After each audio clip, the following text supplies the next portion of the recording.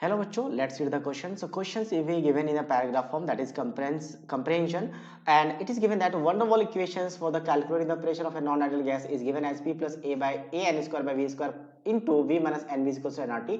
ये बेसिकली क्या है आपका रियल गैस इक्वेशन है और एक होता है आइडियल गैस इक्वेशन। तो इसी आइडियल गैस इक्वेशंस को करेक्ट करके रियल गैस इक्वेशन बनाया जाता है, जिसके बारे में इन्फॉर्मेशन यहाँ पे लिखा है। पहला इन्फॉर्मेशन ये क्या है कि van der Waals सजेस्ट किया था कि आपके पास जो प्रेशर गेट करता है आइडियल गैस का वो पी आइडियल एक्सपेरिमेंटली देखा गया रिलेटेड कैसा करता है रियल गैस के साथ इस फॉर्म में।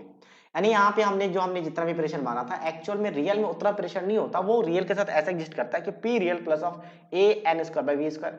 अब ये टर्म्स क्यों आए एक्स्ट्रा, क्योंकि हम आइडियल में ऐसा मानते हैं कि गैस मॉलिक्यूल्स के बीच में फोर्स ऑफ अट्रैक्शन या इंट्रैक्शन नहीं है, बट रियल में ऐसा होता है। और फोर्स ऑफ अट्रैक्शन इंटरेक्शन आएगा तो एक नया टर्म्स यहाँ पे इंट्रोड्यूस हो जाता है इन केस ऑफ प्रेशर, जिसे कहते हैं प्रेशर कांस्टेंट, प्रेशर करेक्शन, जिसके बारे में इंफॉर्मेशन यहाँ पे गिवन है कि constant A is a measurement of intermolecular interaction between the gaseous molecules. Now that gives the range to the non-ideal behavior. It depends upon how the frequently any two molecules approaches each other.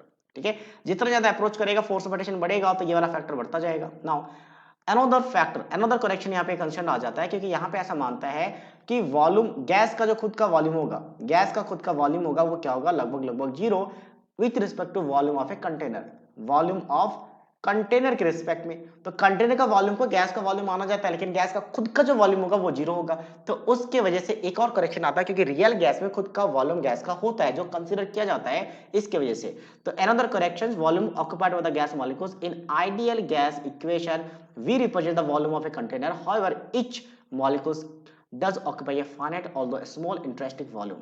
So the effective volume of the gas becomes V minus NB, where N is the number of moles of a gas and B is the constant. The terms NV represents the volume occupied by the gas particles present in the N moles of a gas. Having taken into account for the correction of pressure and the volume, we get the rewrite the ideal gas equation as follow. यानी यही बोला गया है कि आपके पास अगर हम n number of moles मान ले तो B एक कांस्टेंट है, दोनों को मल्टीप्लाई कर लो तो ये बताता है कि गैस का खुद का वॉल्यूम कितना है। तो कंटेनर का वॉल्यूम में गैस का खुद का वॉल्यूम सब्ट्रैक्ट करेंगे तो कितना वॉल्यूम अवेलेबल है गैस के मूवमेंट के लिए वो निकल जाएगा। तो दो करेक्शन लगाया, दोनों करेक्शन के बाद फाइनल इक्वेशन ये बन गया।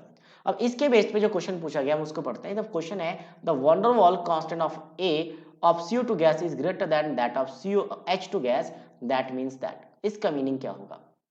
तो सबसे पहले क्या है कि strength of van der Waals force of CO2 gas is less than H2, नहीं, A अगर CO2 का ज्यादा है किससे, आपका H2 से, मतलब CO2 में फोर्स ऑफ अट्रैक्शन ज्यादा है एज कंपेयर टू H2, तो स्ट्रेंथ ज्यादा होगा। तो पहला ऑप्शन क्या आ चुका, रॉन्ग हो चुका है। सेकंड ऑप्शन क्या है, strength of van der Waals force of CO2 gas is equal, नहीं इक्वल भी नहीं होगा, ये भी गलत है। नेक्स्ट क्या है, CO2 gas can be more easily liquefy, yes that is correct। Liquefy का मतलब क्या है, लिक्विफिकेशन का मतलब होता है कि कोई भी आपका गैस फॉर्म में जब होता है तो हम उसको प्रेशर लगाते हैं, ठीक है। तो गैस फॉर्म में होता है तो गैस फॉर्म में आपके पास मॉलिक्यूल्स में फोर्स ऑफ अट्रैक्शन कम होता है, मॉलिक्यूल्स दूर दूर होते हैं। तो जब हम यहाँ पे प्रेशर अप्लाइड करते हैं लिक्विफिकेशन में कन्वर्ट करने के लिए, तो उस केस में मॉलिक्यूल्स क्या होते हैं, पास पास आ जाते हैं, पास पास। तो फोर्स ऑफ अट्रैक्शन जितना ज्यादा होगा उसको पास करना उतना ही इजी होगा। तो A CO2 का ज्यादा है, मतलब CO2 का फोर्स ऑफ अट्रैक्शन ज्यादा है तो उनको पास करना इजी होगा, तो उसको लिक्विड में कन्वर्ट करना इजी होगा। तो CO2 का लिक्विफिकेशन इजीली हो जाएगा एज कंपेयर टू H2। तो ऑप्शन 4 फिर से गलत हो चुका है, क्योंकि यहाँ पे H2 को मोर इजीली लिक्विफाई बोला गया है। अगर C सही है तो D आपका रॉन्ग हो जाएगा। So that means only option C the right answer of this question. So I hope you understood it well. All the best.